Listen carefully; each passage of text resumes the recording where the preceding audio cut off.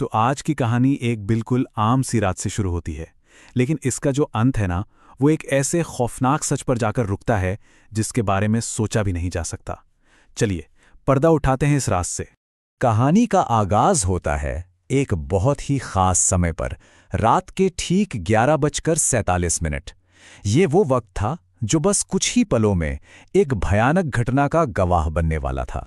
सोचिए, जब चारों तरफ गहरा सन्नाटा पसरा हो, तब एक डिजिटल मैसेज उस खामोशी को हमेशा हमेशा के लिए तोड़ देता है। तो माहौल कुछ ऐसा है। 15 साल की एमा घर पे बिल्कुल अकेली है।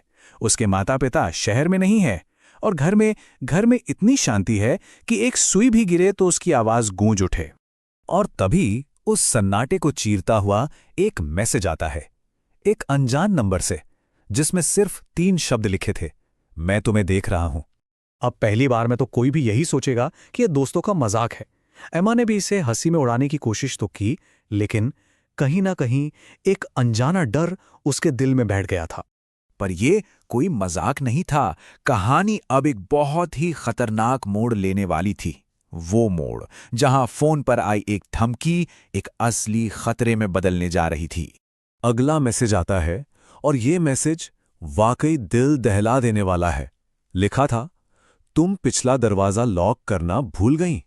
कोई बाहर वाला ये बात भला कैसे जान सकता है। अब डर हकीकत बन चुका था।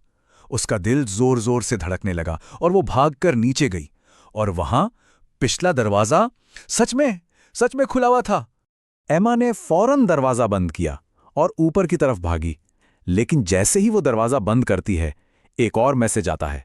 एक ऐसा मैसेज जो बताता है कि खतरा टला नहीं, बल्कि घर के अंदर आ चुका है। बहुत देर हो गई। अब तो डर अपनी हदें पार कर चुका था। एमा के पास छिपने के अलावा और कोई चारा नहीं था। पर सवाल ये था कि क्या घर का कोई भी कोना सच में महफूज था। हॉलवे से आती कदमों की आवाजें इस बात का सबूत थीं कि घर में कोई और भी है। घबराई हुई, कांपती हुई एमा अपनी अलमारी के अंधेरे में जाकर छिप जाती है। जरा उस खौफ के बारे में सोचिए। अलमारी के घुप अंधेरे में छिपे हुए उसका फोन फिर से रोशन होता है। अपने पीछे देखो, मतलब उस छोटी सी बंद जगह में भी वो अकेली नहीं थी। डरते डरते एमा हिम्मत जुटाकर पीछे मुड़ती है, पर वहां कोई नहीं था। एक पल के लिए उसे राहत की सांस आती है। शायद ये सब सिर्फ उसके मन का वहम था। लेकिन वो राहत का पल बहुत ही छोटा था। अगला मैसेज एक तस्वीर थी, एक ऐसी तस्वीर जिसने सब कुछ बदल कर रख दिया। ये तस्वीर उसी की थी। उस तस्वीर में वो अलमारी के अंदर डरी सहमी बैठी हुई थी, बिल्कुल उसी पल की तरह। और इस सब में सबसे डरावनी बात, वो तस्वीर अलमारी के अंदर से खींची गई थी। मतलब साफ था, जो कोई भी था वो उसके साथ उसी अलमारी में मौजूद था। और यहां कहानी एक बहुत ही अजीब, बहुत ही अनएक्सपेक्टेड मोड़ लेती है। अब डर की जगह उलझन ले लेती है। हकीकत की समझ पूरी तरह से हिल जाती है। एमा चीखते हुए अलमारी से बाहर भागती है, पर वो जिस घर में खुद को पाती है वो उसका घर नहीं था। ये घर पुराना, धूल भरा और टूटा फूटा था। ऐसा लगा मानो वो किसी और ही जमाने में आ गई हो। तभी उसका फोन फिर से बजता है, लेकिन इस बार कॉलर आईडी पर जो नाम था वो नामुमकिन था। फोन करने वाला कोई और नहीं बल्कि वो खुद थी, 3 साल पहले की एमा। कांपते हुए हाथों से वो फोन उठाती है और दूसरी तरफ से एक धीमी, लगभग फुसफुसाती हुई आवाज आती है, तुमने ये घर कभी नहीं छोड़ा। तो अब हम कहानी के उस हिस्से में आ गए हैं जहां सारे राज खुलने वाले हैं, और जो सच्चाई सामने आती है वो किसी के भी होश उड़ाने के लिए काफी है।